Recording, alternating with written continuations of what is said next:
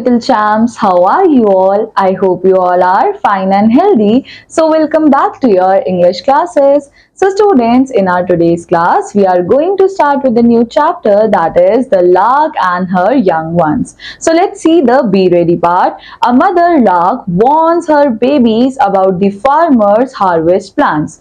They finally move when the farmer decides to harvest the grain himself. So now बच्चों, हम इस chapter के अंदर एक स्टोरी पढ़ने वाले हैं. सो यहाँ पर मदर लार्क ने अपने बेबीज को ऑलरेडी वॉर्न कर दिया था कि फार्मर के ये कुछ हार्वेस्टिंग प्लान्स है, वो अपनी क्रॉप्स को कट करने वाला है. सो इसलिए अब उन्होंने डिसाइड किया कि फाइनली वो लोग मूव कर जाएंगे जब फार्मर जो है वो क्या करेगा, वो हार्वेस्ट करने लग जाएगा अपने ग्रेन को खुद से.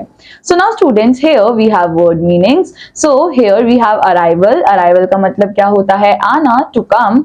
रिपोर्ट का मतलब क्या होता है? To tell something, right. हम लोग बोलते हैं ना कि हमको रिपोर्टिंग चाहिए, इसका मतलब कि हमको जानना है कि क्या हुआ. नाउ हाई टाइम का मतलब क्या होता है? Right time. सो हम लोगों ने बहुत सुना होगा, it's high time, you have to work now. So इसका मतलब क्या होता है कि अब ये राइट टाइम है, तुम्हें ये करना पड़ेगा. Then we have a neighbour. Neighbour का मतलब क्या होता है? एक ऐसा पर्सन जो कि हमारे साइड में ही रहता है या फिर हमारे नियर बाय रहता है. Then we have reap. So reap का मतलब क्या होता है? To cut the ripe crop, यानी कि हार्वेस्टिंग करना, जब हम हमारी क्रॉप्स को काटते हैं.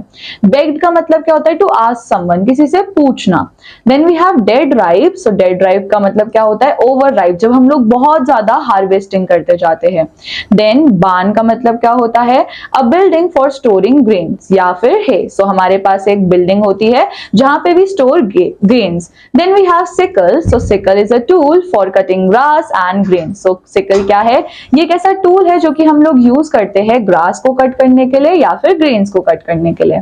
Then next we have undertake. So what is the meaning of undertake? To do something, यानी कि कुछ करना. So now students, let's start with our story. A lark who had her nest of young ones in wheat field had to leave them each day to go out and hunt for food for them. So now बच्चों, हमारे पास यहाँ पर एक lark है. And what is the lark doing? So lark जो है वो अपने young ones का ध्यान रखती है. And इन young ones के लिए nest जो है वो कहाँ पर बनाया गया है? wheat field के अंदर.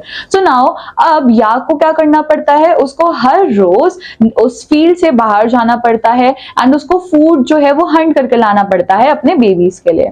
As the wheat ripened, the mother, expecting the arrival of the reapers, left word that the young lark should report to her all they heard.